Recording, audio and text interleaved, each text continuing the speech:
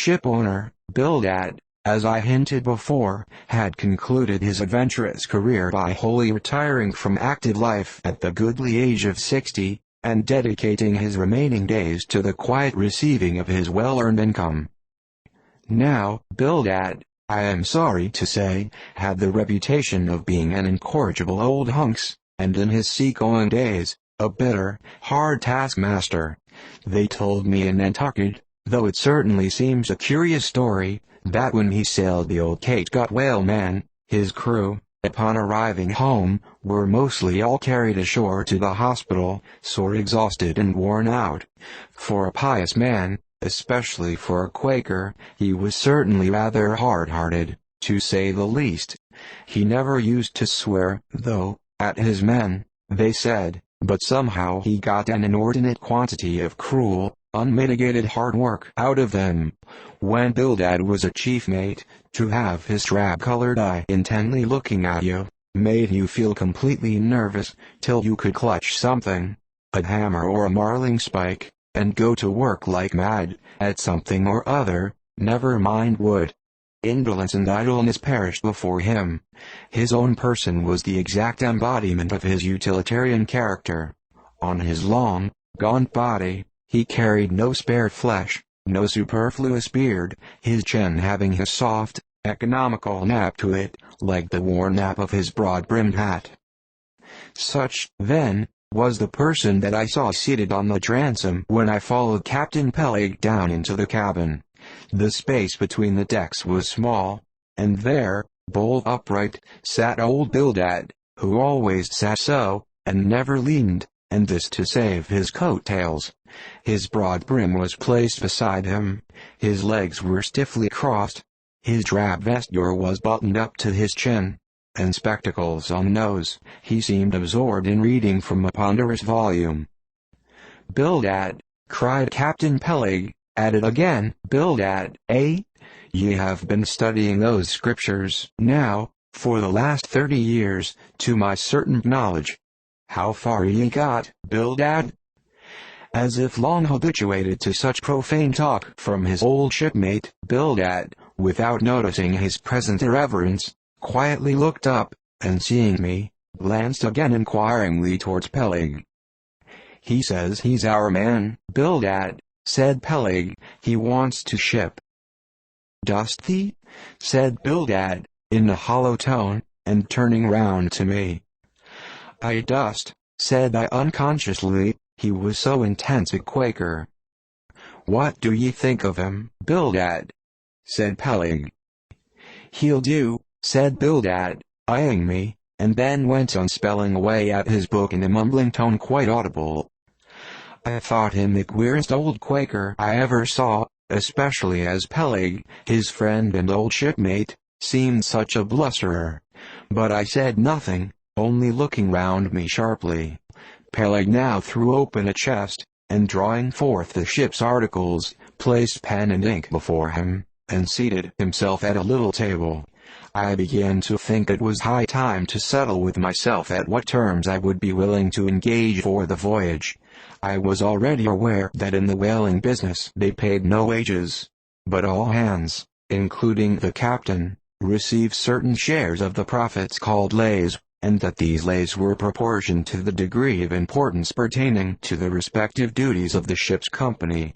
I was also aware that being a green hand at whaling, my own lay would not be very large, but considering that I was used to the sea, could steer a ship, splice a rope, and all that, I made no doubt that from all I had heard I should be offered at least the 275th lay, that is, the 275th part of the clear net proceeds of the voyage, whatever that might eventually amount to. And though the 275th lay was what they call a rather long lay, yet it was better than nothing, and if we had a lucky voyage, might pretty nearly pay for the clothing I would wear out on it, not to speak of my 3 years' beef and board, for which I would not have to pay 1 stiver. It might be thought that this was a poor way to accumulate a princely fortune, and so it was, a very poor way indeed. But I am one of those that never take on about princely fortunes, and am quite content if the world is ready to board and lodge me, while I am putting up at this grim sign of the thundercloud. Upon the whole, I thought that the 275th lay would be about the fair thing, but would not have been surprised had I been offered the 200th, considering I was of a broad-shouldered make. But one thing, nevertheless, that made me a little distrustful about receiving a generous share of the profits was this: ashore, I had heard something of both Captain Peleg and his unaccountable old crony Bildad, how that they being the principal proprietors of the Pequod, therefore the other and more inconsiderable and scattered owners, left nearly the whole management of the ship's affairs to these two.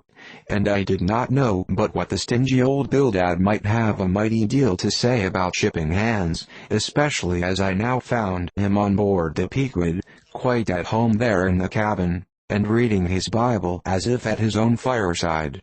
Now while Peleg was vainly trying to mend a pen with his jackknife, old Bildad, to my no small surprise, considering that he was such an interested party in these proceedings, Bildad never heeded us, but went on mumbling to himself out of his book, "Lay not up for yourselves treasures upon earth, where moth—" "Well, Captain Bildad," interrupted Peleg, "what do ye say? What lay shall we give this young man?" "Thou knowest best," was the sepulchral reply. "The 777th wouldn't be too much, would it? Where moth and rust do corrupt, but lay." Lay, indeed, thought I, and such a lay. The 777th. Well, old Bildad, you are determined that I, for one, shall not lay up many lays here below, where moth and rust do corrupt.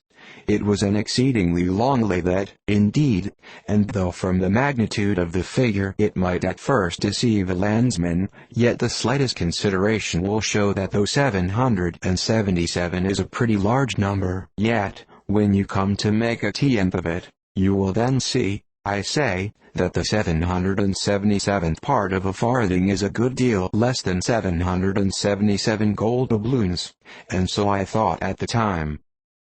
"Why, blast your eyes, Bildad," cried Peleg, "thou dost not want to swindle this young man. He must have more than that." 777th, again said Bildad, without lifting his eyes, and then went on mumbling, "For where your treasure is, there will your heart be also." "I am going to put him down for the 300th, said Peleg. "Do you hear that, Bildad? The 300th lay, I say." Bildad laid down his book, and turning solemnly towards him said, "Captain Peleg, thou hast a generous heart, but thou must consider the duty thou owest to the other owners of this ship, widows and orphans, many of them, and that if we too abundantly reward the labors of this young man, we may be taking the bread from those widows and those orphans." The 777th lay, Captain Peleg. "Thou Bildad!" roared Peleg, starting up and clattering about the cabin.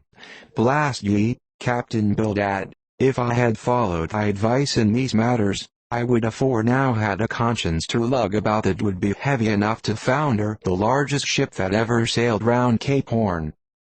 "Captain Peleg," said Bildad steadily, "thy conscience may be drawing 10 inches of water, or 10 fathoms, I can't tell, but as thou art still an impenitent man, Captain Peleg, I greatly fear lest thy conscience be but a leaky one, and will in the end sink thee foundering down to the fiery pit, Captain Peleg." "Fiery pit?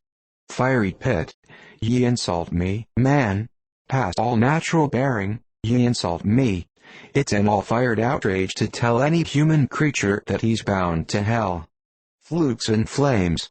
Bildad, say that again to me, and start my soul bolts, but yes, I'll swallow a live goat with all his hair and horns on.